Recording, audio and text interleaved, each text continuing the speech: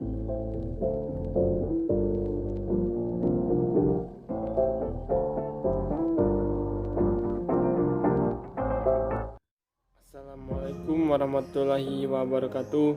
Saya Yuda Trisunandar dari NPM C1B0181052. Di sini saya membuat video pembelajaran mengenai perkembangan perbankan di Indonesia, sistem perbankan di Indonesia, lembaga keuangan, dan arsitektur perbankan Indonesia. Kita masuk ke materi pertama, yaitu perkembangan perbankan di Indonesia. Selama periode tahun 2004 sampai 2009, jumlah bank dan kantor bank, termasuk bank perkreditan rakyat, mengalami peningkatan yang sangat pesat.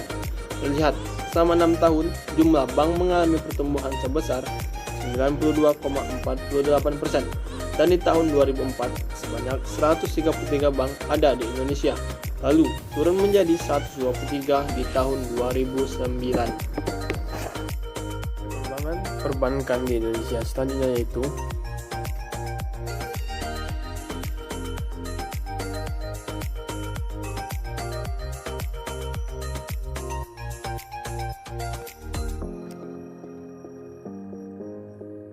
materi yang kedua, yaitu sistem perbankan di Indonesia.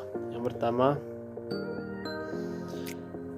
bank yang kegiatannya hanya mempunyai satu kantor saja dan melayani masyarakat di sekitar wilayah itu. Sebagai contoh yaitu Bank Perkreditan Rakyat atau BPR, baik konvensional maupun BPR Syariah. Dan yang kedua,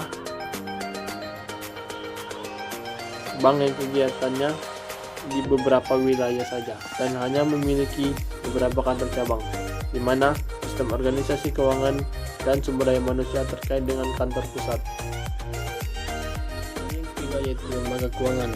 Lembaga keuangan dapat didefinisikan sebagai suatu badan usaha yang aset utamanya berbentuk aset keuangan maupun tagihan-tagihan yang dapat berupa saham, obligasi, dan pinjaman. Berupa aktiva real, misalnya bangunan, perlengkapan, dan bahan baku. Fungsi dari lembaga keuangan menyediakan jasa sebagai perantara antara pemilik modal dan pasar utang yang bertanggung jawab dalam penyaluran dana dari investor kepada perusahaan yang membutuhkan dana tersebut. Kehadiran lembaga keuangan memfasilitasi arus peredaran uang dalam perekonomian, di mana uang dari individu investor dikumpulkan dalam bentuk tabungan, sehingga resiko dari para investor beralih pada lembaga keuangan yang kemudian menyalurkan dana tersebut dalam bentuk pinjaman utang pada yang membutuhkan.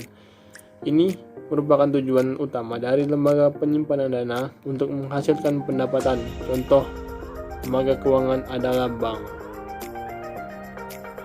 Lembaga keuangan dibagi menjadi dua kelompok. Yang pertama, lembaga keuangan berupa bank dan lembaga keuangan bukan bank, seperti asuransi, pegadaian, dana pensiun, reksadana, dan bursa efek.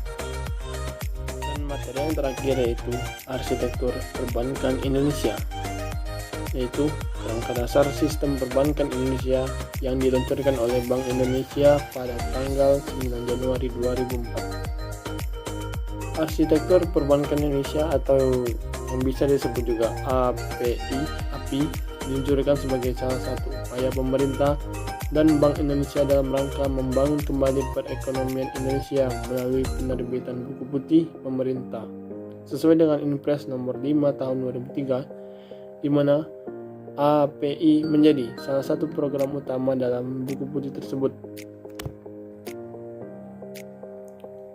API dilandasi visi oleh berikut: menciptakan sistem perbankan yang sehat, kuat, dan efisien, menciptakan kestabilan sistem keuangan, mendorong pertumbuhan ekonomi nasional. Program kegiatan API. Yang pertama, penguatan struktur perbankan nasional. Yang kedua, program peningkatan kualitas pengaturan perbankan, peningkatan fungsi pengawasan, peningkatan kualitas manajemen dan operasional perbankan, mengembangkan infrastruktur perbankan, peningkatan perlindungan nasabah. Terima kasih. Saya tutup. Wassalamualaikum warahmatullahi